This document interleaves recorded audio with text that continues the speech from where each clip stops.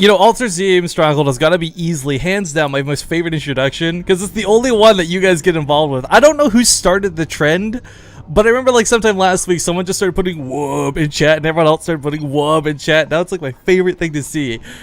Anyways, we find ourselves in the A3 Team Story Cup. This is Season 3. This is, I believe, Week 1 match between yoeflashWolves and Complexity Dignitas. Again, I do want to remind everybody it's a best of 1 between these two players, but a best of 9 between these two teams. And Complexity and Dignitas have an alliance going, so they work together. You'll see players from both Dignitas and Complexity coming out to play today. But spawning here in the lower left corner of the map, starting it off for yoeflashWolves, it's going to be the Red Protoss player, Haas. Haas, Ian, San. Can these guys get some more than 3-letter names? I mean, anyways, his opponent to the north and to the top left, it's going to be Dignitas' own SelecT. Now, for those who don't know the format of this, I've explained before in the past, and I'll say it briefly here. Map selection is predetermined. You don't get to pick the order. You don't get map pick for losing. You don't get vetoes or anything like that. It's preset every single week, so you know what maps are coming up. You know what player you're going to want to field on the first map. It's also blind pick, though. So neither Dignitas, Complexity, nor yoeflashWolves know who the other player is going to send out, or the other team is going to send out first. So opening with SelecT, I think, is a strong bet. SelecT is a player who I can't say, honestly, he's got any specific sniping skills. Like, there's no situation where I'm like, look, SelecT wins 100% of ZVTs no matter what, all the time, every time. But he's a really strong all-around player. I don't know his win rate percentages off the top of my head, but I gotta honestly guess it's gonna be pretty even for all matchups because he's pretty generically good at this game. So to send him out as the first match, kind of like a catch-all, I like that choice a lot out of Dignitas or Complexity. I don't know who's calling the shots, honestly. But, you know, on the other side of the map, I don't know a lot about Haas. This is, yoeflashWolves is kind of an interesting team. In Taiwan, they're big. In the TSL, they're big.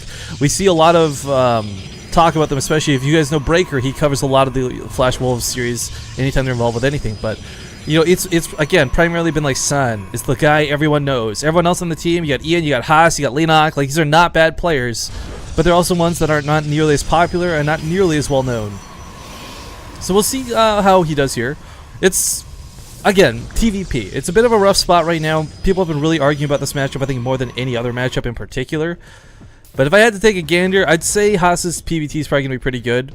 Not because I'm trying to say Protoss was OP or anything, but because SelecT has had perhaps not the most recent success, especially in the Go for StarCrafts that we see him competing on a weekly basis. And while this is going on, sorry, someone told me to check my donations. I checked it real quick. Big shout out to Kevin Donovan. I'm guessing this is Dr. Awesome. $10. Have I found in Anaheim? Get a beer on me. Thanks, dude. I'm going to try and stick away from those while we're actually doing the casts. But I checked that one because I love you forever anyways. So thank you very much. Very generous of you. Yeah, no, I know I just finished saying I wasn't going to talk about too much during the cast. But big thank you to everybody who helped so far today. My plane ticket is paid for at this point. I'm going to MLG Anaheim, baby.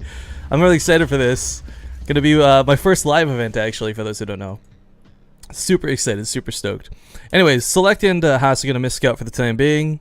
They don't see each other's faces, but not a big deal because no one was going for anything too cheesy anyways. If you're going for something like racks or 5 racks, and you don't go for a command center first like SelecT did, then yeah, you need to scout right away. But what SelecT is doing right now for his gasless opening is just preparing for oracles. With the 3rd barracks on the way, the idea is, for those who don't know how this works, okay, Haas is going to go for the Stargate. I was going to talk about, like, this is standard Protoss. You know, you go Oracle into Charge, into Armor upgrades, into Storm. Whatever, we've seen it a million times before. But I think a lot of this relies on the way the Terran player plays this out as the start. So, to explain from the perspective of a Terran player, woe is me, the Terran player. If you've got 6 Marines, that's all you need to fend off an Oracle, and that's fine. But the problem is, a lot of the time, what ends up happening is you'll have 6 Marines in your mineral line, you're perfectly fine, then a Mothership Core and a Stalker poke up through the natural, Zealots get warped in sometimes too, and it forces Marines to not be in that mineral line, and if that's the case, oh my god, is he putting a 2nd Stargate? Oh my god. Hang on. Hang on, is he really going 2 Stargates off of this? I don't even know how this is gonna work. So, alright, we'll talk about the 2nd Stargate in a second. He's going with Phoenixes. This is actually going to be so abusive, so annoying to deal with. Because it's not going to be Oracles like SelecT was expecting. Again, you put the 6 Marines in the mineral lines, you kind of sit tight, you wait for the Oracle to come. But by opening with double Stargates, he's going to be getting some Phoenixes out, which it seems so strange to say, or see rather, in this matchup, because A, Marines are really good at dealing with Phoenixes. But the problem is, if you got enough Phoenixes, you can lift up anything in the game. And if you got enough Phoenixes, you can kill all the Marines before they become a big threat. Now, I don't know if he's going to go for the follow-up to this where you go for the Colossus. I do want to give a big shout out to Grubby. If you guys watched the IEM qualifiers that we cast, then it was a good fucking series. Pardon my French there. Grubby versus Joxy. Grubby actually ended up beating out Joxy with combination Phoenix and Colossus. It's a really strong anti-Terran build, but it leaves you very vulnerable in the early game. Right now, for example, again, to quote, like if SelecT had gone for something a little bit more cheesy, if you had gone for like say 5 racks early on for some pushing power, yeah, maybe that would happen at Yansu, but not a big map like Ultraseam. Anyways, the point is, if you had all this extra production, if you had all these Marines out, no amount of Phoenixes would be able to defend, because you're limited to how much you can Graviton beam by energy, by cost. So Haas would be very, quite frankly, screwed if that was the case. But because SelecT wasn't going for anything too crazy early on, he's getting his tech up, he's getting his production now, and he's got a starport on the way, but the Phoenixes serve a completely second purpose to all this killing that I'm kind of talking about. If you have medevacs, they're not outrunning Phoenixes anytime soon. And what's really nice about Phoenixes, of course, they shoot and move at the same time. I think them and the Mothership Core and the Mothership itself are the only units of the game that can do that. Well, the Mothership Core kind of has like stutter step a bit, but anyways, the point is, it's very difficult to deal with this no matter what. We see some SUVs getting picked off here by a couple of Graviton beams. Nothing too crazy to worry about right now, but SelecT, he's doing the right thing where he's keeping his Marines together. Now that was a big stim that got nothing done, kind of sucks. But if his Marines are segmented even a little bit, then these Phoenixes pick them up one at a time and they die.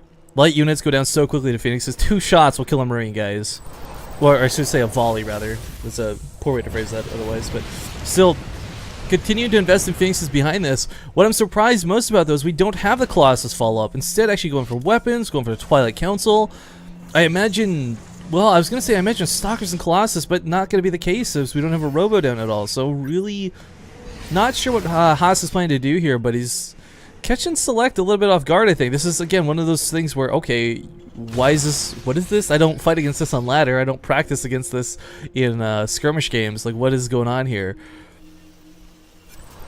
But this is something we've seen, again, albeit rarely in the past, but still in the past. It looks like it will be charge lots, though, not blink at all. Lots of Zealots already invested in so far, and if there's one thing that's for certain, Zealots are really good against bio in the first place if you've got charge with them. It doesn't matter about armor or weapon upgrades. If you can just connect the Marines to the Marauders, you'll do some damage. But, ooh, a couple of Phoenixes getting focused here by the Marines. One will go down, but tries to pick off the medevacs in the process. Just ducking around for the time being. For SelecT, it's really important he keeps those medevacs alive as well, not just because he wants to pick up and drop, because he needs the heals for all the stims he's popping off to try and deal with these Phoenixes.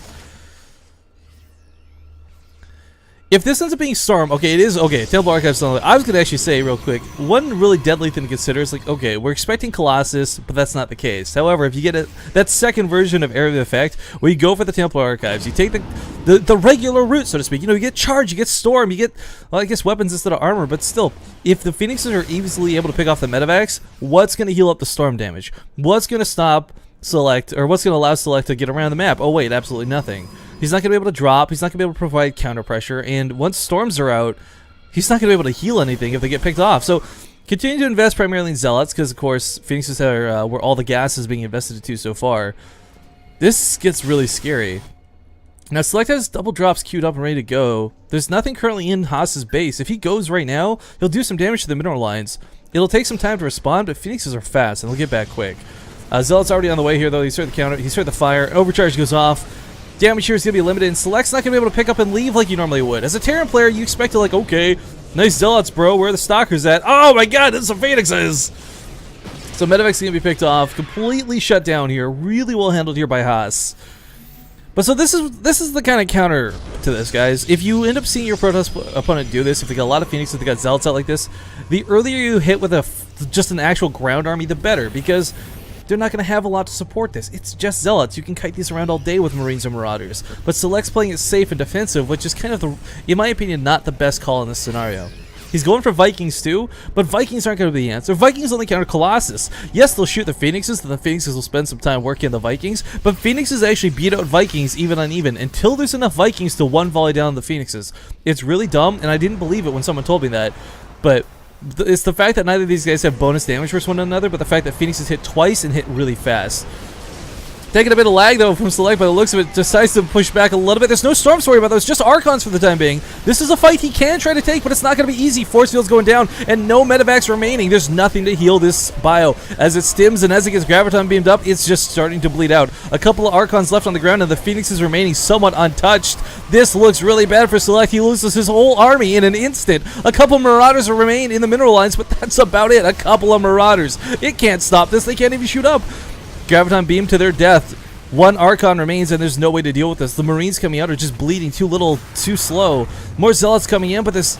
If there was more Widow Mines, maybe this goes a little bit differently. There's no detection. You burn the Widow Mines to take out the Phoenixes, they take out the Archons, they take out the Zealots, but unfortunately, still not even going to build in time. SelecT losing everything. His production is on top of this, and this is looking to be about game here. A really weird strategy coming out of Haas, but one that works. Widow Mines aren't even going to get burrowed here by SelecT. Tries to burrow them a little bit too late. They do go down. And the Phoenixes, has he even lost any this game? 3 Phoenixes in total go down. Wow, this is the type of game you go to the forums with and you're like, I hate Protoss. I'm a Terran player. WTF was that? But if I could make an analogy to this game, guys, it would be somewhat akin to a Terran player going mech versus Protoss. It's not common, but it happens and it can win you the game. Same thing here with Haas, who went for Phoenixes.